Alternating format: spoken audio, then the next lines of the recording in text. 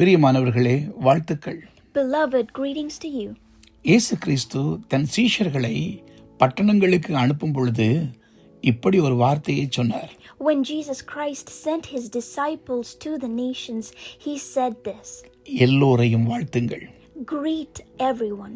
போகிற சகல இடங்களிலும் நீங்கள் மற்றவர்களை வாழ்த்துங்கள் என்று சொல்லி சொன்னார். To every place you go to, greet the others. எவரையும் நாங்கள் வாழ்த்த தெரிந்து கொள்ள வேண்டும். And we must know to greet all people. அந்த வார்த்தை ஷலோம் என்ற அந்த வார்த்தை. And that word is shalom. Shalom என்றால் சாதாரண சமாதானத்தை குறித்து சொல்லவில்லை. Shalom does not just speak of an ordinary peace. சகல அற்புதங்கள் என்ற இந்த வார்த்தை It is a word that contains all miracles. சகல நல்வாழ்வும் நிறைந்த வார்த்தையாக இருக்கிறது. And it is a word that contains a good life. ஒரு மனிதனுக்கு ஷலோம் என்று சொல்லும் பொழுது When you say shalom to another, அந்த மனிதனுடைய வாழ்க்கையிலே பெரிய ஒரு மாற்றம் உண்டாகிறது. there is a great change in that man's life. அதை அவர்கள் ஏற்றுக்கொள்ளலாம். அதை ஏற்றுக்கொள்ளாமல் விடுவதற்கும் அவர்களுக்கு அதிகாரம் உண்டு. They have the authority to accept or deny it.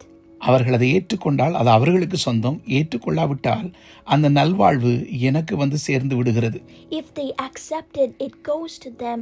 If they reject it, it comes back to me. நான் அதை மிகுந்த இலகுவாக சொல்லுகின்றேன்.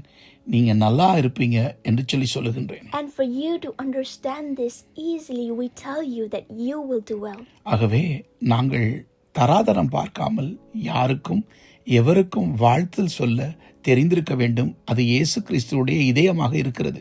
It is the heart of Jesus Christ for us to not look at man's standards but to greet all people. ஆகவே இன்று முதல் எல்லோரையும் வாழ்த்துவதற்கு அறிந்து கொள்ளுங்கள். அவர்களுக்கு தகுதி இருக்கிறதா இல்லையா என்பது முக்கியமல்ல. அவர்கள் நன்றாக இருக்க வேண்டும் என்று நீங்கள் அறிந்து வாழ்த்துங்கள். So know of this, it is not important if they are people of standards, but know to greet all people. ஆகவே உங்களை வாழ்த்துகிறேன். நல்லா இருப்பீங்க, நல்லா இருப்பீங்க, நல்லாவே இருப்பீங்க. And therefore today we greet you saying you will do well, you will definitely do well.